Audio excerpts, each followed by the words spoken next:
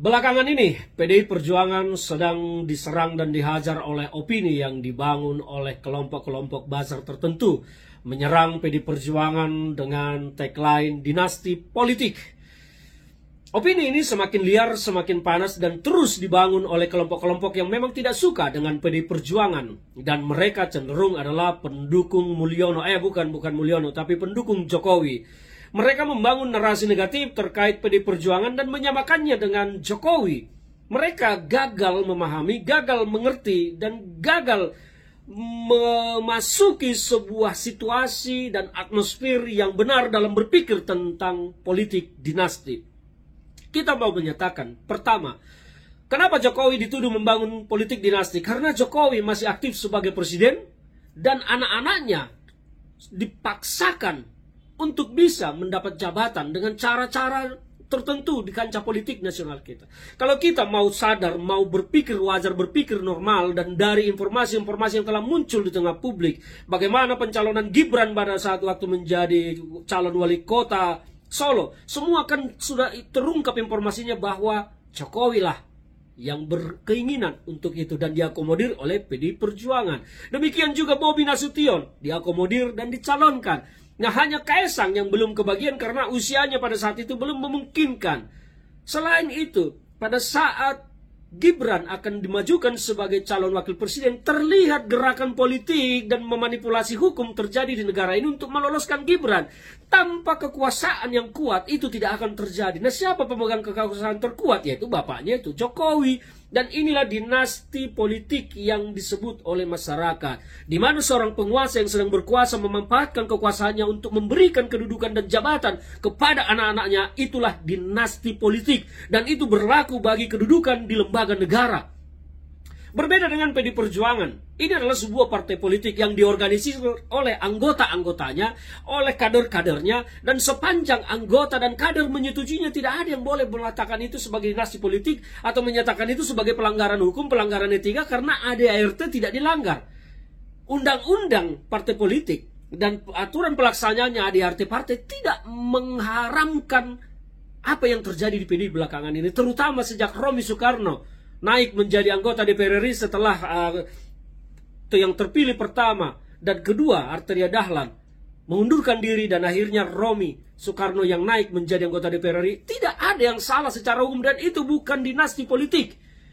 Karena Arteria dan Buria yang mengundurkan diri terlihat tidak menyatakan protes atau ikhlas dengan situasi yang ada, sehingga mereka mengundurkan diri dengan sukarela. Maka sesuai urutan, ya yang benar ya memang Romi Soekarno harus naik. Kecuali Arteria Dahlan menyatakan, oh tidak, saya tidak mau mengundurkan diri, maka tentu jabatan DPR RI itu akan jatuh kepada tangan Arteria Dahlan. Tetapi Arteria Dahlan menyatakan dia bersedia, dia melayani PDI Perjuangan. Jadi harus dibedakan, tidak ada dinasti politik yang terjadi di PDI Perjuangan. Kalaupun keluarga-keluarga Bung Karno atau keluarga Ibu Megawati Soekarno Putri mendapat prioritas di sana, tidak ada yang salah di situ, karena itu bukan sebuah dinasti politik. Tetapi memang mereka memiliki karisma politik untuk mendapat suara. Mereka memiliki kapasitas untuk mendapat suara, karena partai politik harus mengejar suara sebanyak-banyaknya. Itu yang ada. Jadi kalau menempatkan orang-orang tertentu, apa bedanya dengan menarik para artis-artis kemudian menjadi calon anggota legislatif? Itu tujuannya untuk menarik suara. Padahal artis-artis ini kalau kita lihat tidak pernah belajar politik mungkin, tidak pernah mendapat pengkaderan mungkin, tetapi mereka tiba-tiba duduk menjadi DPR karena mereka mendapatkan suara, dan partai politik membutuhkan suara. Dan ini bukan sesuatu yang salah dan tidak menyimpang. Dan ini tidak terjadi hanya di PDI Perjuangan. Kita juga baru melihat bagaimana kemarin di PAN. Ya, di PAN itu ada anak-anak Zulkifli Hasan juga. Bahkan di PAN ada yang mengundurkan diri dari Jakarta, di Raffi Ahmad tiba-tiba naik menjadi DPRD. Dan itu bukan hanya di situ saja, di partai-partai lain, di PKB, di Nasdem, di mana saja, di Golkar segala macam, banyak yang seperti ini. Anak-anak politisinya ikut menjadi politisi. Tidak ada yang salah dengan itu, tidak ada yang dilanggar dengan itu. Mereka punya kesempatan lebih karena memang mereka telah merintis jalan di sana. Karena dalam politik itu popularitas, logistik dan elektabilitas itu sangat menentukan. Inilah yang terjadi. Jadi harus dibedakan antara politik dinasti dengan menggunakan kekuasaan di lembaga negara dan di partai politik. Di partai politik itu tidak ada dinasti-dinastian, sepanjang anggota, kader menyetujui, tidak ada yang salah. Tetapi kalau menggunakan jabatan kedudukan sebagai presiden memperalat posisi itu untuk memberikan jabatan kepada anak-anaknya, itulah dinasti politik. Karena itu jabatan lembaga negara yang dibiayai negara, dibayar oleh rakyat. Berbeda dengan partai politik. Jadi saran saya kepada basar-basar koplaknya Pak Mulyono, Pak Jokowi ya, maaf selalu saya sebut salah.